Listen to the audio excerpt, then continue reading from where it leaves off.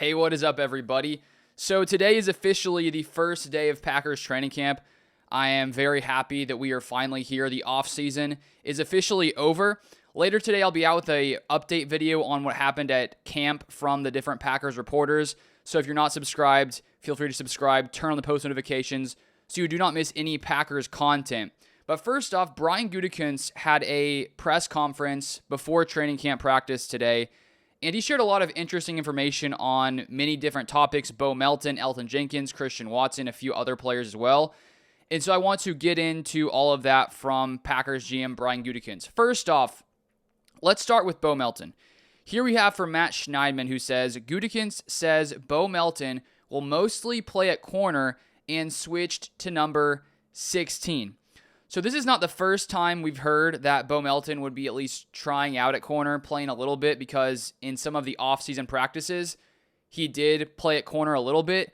But the fact that now he's mostly playing at corner, and he switched his number to 16 because it looks like more of a corner number, I guess, than what he previously had. I mean, that shows that the Packers really are, have some expectation that maybe he has a better chance at corner than at wide receiver at this time.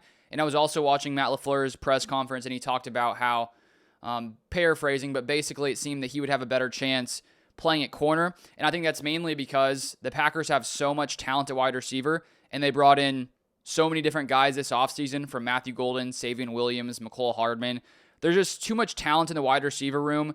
And so I think for Bo Melton now, with him competing at wide receiver, it may be tough for him to make the roster. I think he still can, but he'd be lower on the depth chart. And so for the Packers, who lost Jair Alexander this offseason and maybe have some questions when it comes to their depth at corner if there are some kind of injuries, why not try Bo Melton out there and see if he could potentially be higher on the depth chart at corner as opposed to wide receiver? And the fact that he played some corner in the offseason and now they've switched his number makes me think that they have a high level of confidence in the type of corner he can be. And I think it sort of makes sense. I mean, he was a very speedy, fast wide receiver, and it would make sense that if he has that kind of speed as a wide receiver, why couldn't some of that translate over to the cornerback position? And Brian Gutekunst also mentioned that this was something that the Packers had thought about previously, had it in the back of their mind about him potentially playing corner. And so now it looks like he'll be getting a tryout here to sort of see where he could land in the cornerback room. And I do think one of the most interesting stories of the year could be if Bo Melton actually worked his way up the corner depth chart, and could he become a starting corner? Maybe. I mean, it sounds unlikely considering he hasn't played corner, and the Packers do have a lot of talent there with Nate Hobbs, Keyshawn Nixon, Carrington Valentine, but you never know. This will be something that's fun to watch all training camp, and as we move into the season, sort of see how he progresses there. Then here we have from Matt Schneidman, who says, Brian Gutekunst on the Packers potentially having a championship caliber roster. Quote, these guys have the capability of turning into that, end of quote. He then went on a little later to discuss that basically they need to come in and do what's necessary, but I think a lot of us would agree, maybe not every single person, but I think when you look at this Packers team, there's a ton of talent, there's a ton of potential. They're a top 10 offense and defense last year, and I think when this team plays their best, they do have the ability to be some of the best teams in the NFL. The thing that they really have to, focus on and iron out in 2025 is just doing it consistently, and doing it consistently against some of the great teams. Because last season, the Packers won 11 games, really solid regular season, but they struggled against some of the best teams in the NFL. So they have to be able to get better in that area, but I definitely think they have the potential to be a championship caliber team, and I agree with Gutekunst there. Now from Paul Brettel, who says, this is all on Twitter, quote, he's been an extremely reliable player in person. Gutekunst said about Zach Tom, that was important for the Packers to get that done. And so in the past couple of days, Zach Tom got that massive extension. I do think that was a very reasonable deal for Zach Tom, considering how good he's been. And I even saw a clip floating around on Twitter from Texans pass rusher Will Anderson saying that Zach Tom was one of the best tackles he had faced all season long. So I think that's a good move by the Packers. Then from Rob Demovsky, Packers GM Brian Gutekunst on day one of training camp. Quote, We've had a lot of regular season success over the past 6 or 7 years, but it's really about getting to the playoffs and trying to move forward. Got to get there first. It's important that we don't skip the steps. It's a good point because I think looking at this team and comparing it year over year from 2024 to 2025, at least in my mind, I'm like, this team's going to make the playoffs. I think that's going to happen. I think they're too good as a team to not make the playoffs, but you can't take that kind of stuff for granted. Of course, the Packers for a long time have had so much success and so often make the playoffs that it's almost expected, especially considering Jordan Love coming in his first 2 years making the playoffs. He set a pretty high bar for himself, at least when it comes to making the playoffs. So they can't look past that, but they need to, once they get there, play a lot better, consistent football. Here from Andy Herman, who says, all the injuries should be short order per Gute, other than Watson and John Williams, who is dealing with a back injury. Williams being 7th round offensive lineman drafted. Elton also going through a back issue per Gute. So we did see that Elton Jenkins was added to the non-football injury list, and it turns out that it's a back injury. Then from Ryan Wood, who says, Brian Gutekunst says Elton Jenkins is dealing with a back injury. He says Jenkins has made clear once the back issue is over, he's ready to be on the practice field as Packers' new center. At the same time as this back injury, we do have that contract situation, which it's sort of hard to tell exactly what's going on here. But from the press conference, it sounds like once the back issue is over, he's ready to be on the field. So does this mean that Jenkins is no longer needing to resolve this contract issue to start practicing? That's what it sounds like. But at the same time, it's hard to know exactly what's going on there.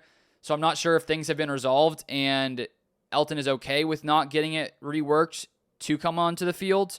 So it's hard to know exactly what's going on there. We'll keep an eye on that situation. And then also similar tweet here, but from Matt Schneidman, who says, Gutekunst asked if Elton Jenkins has indicated he'll be on the field once his back heals. Yeah, absolutely. That was the quote. Yeah, absolutely. Gutekunst says Jenkins has always done right by the Packers and vice versa. Noted that he hasn't missed anything mandatory for non-injury reasons. So that makes me wonder, back in mandatory minicamp, he was there. He wasn't practicing. It seemed to me that it was contract related, but maybe he was having the back issue then. Hard to know for sure if that's the reason he was missing camp. But from that, noting he hasn't missed anything for non-injury reasons, maybe that's the case. So maybe this contract thing isn't actually as big a deal as it seemed. At the same time, you never know. We'll keep an eye on this whole situation in the next few weeks. Then from Ryan Wood, Brian Gutekunst says Christian Watson's rehab from torn ACL is going great this offseason. Quote, he's a freak. He did a run test the other day and looks great. It's an ACL, so we're going to take our time with him, but he's pressing to get out there, end of quote. All that I've seen from Christian Watson or about Christian Watson from LaFleur, from Brian Gutekunst, it sounds like the kind of quotes they're saying, it's very positive, and it makes it sound like he should be back sooner than maybe most of us would have expected. And so I wonder if there's a chance he could come back earlier in the season than we initially thought. It sounds like things are going really well in his recovery. Then from Wes Hodquist, who says, Gutekunst said it's a competition at left tackle, but mentions Rasheed Walker has started a lot of games there and a lot of experience. Quote, something would have to overtake that, end of quote. That's very reasonable. When a guy's been playing at left tackle, someone else has to come in and overtake him. And because he has all that experience, that's something where he has a lot of value to offer. So someone else really has to come in and prove that they can be much better than Rasheed Walker. And the big thing here, I think, is the fact that Rasheed Walker is in the final year of his deal. And so that, I think, will factor in. If you're the Packers, I think you'd rather, from a contract perspective, have one of the early draft picks, first and second rounder, whether that's Jordan Morgan, Anthony Belton. I think you'd rather one of them win the left tackle job just because then you don't have to pay Rasheed Walker a ton of money in the offseason, but we'll keep an eye on that as well. Then from Matt Schneidman, who says, Gutekunst says it's a, quote, open competition at left tackle, but implies Rasheed Walker's experience there makes him the favorite for the job. Then a couple to end off here. Bill Huber says, Christian Watson is doing great in his comeback, Gutekunst said, but he won't take part in a full practice during training camp. Moving on. On Dub's concussions, quote, we take that very, very serious, end of quote. Says he did some things this offseason and looks good.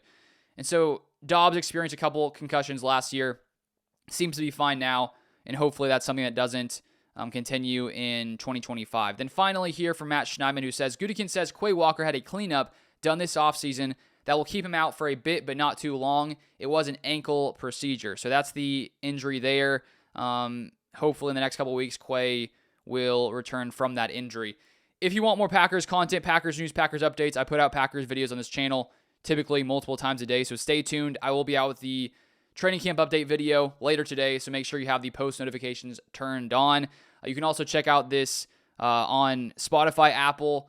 I've been putting the long versions out at the end of the day, so you can check that out. You can search Sideline Scoop on Spotify, on Apple, wherever you listen to podcasts. But thank you guys for watching, as always, and I'll see you guys next time.